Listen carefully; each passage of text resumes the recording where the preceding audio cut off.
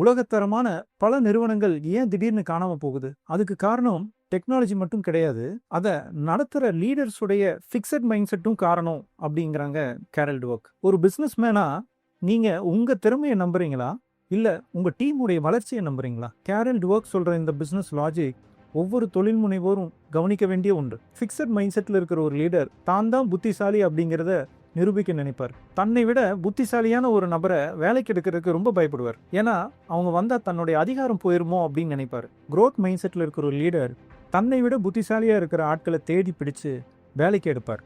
ஏன்னா தன் ஈகோவை விட நிறுவனத்துடைய வளர்ச்சிக்கு முன்னுரிமை கொடுப்பார். பிசினஸ்ல சரிவு வர்றது சகஜம்.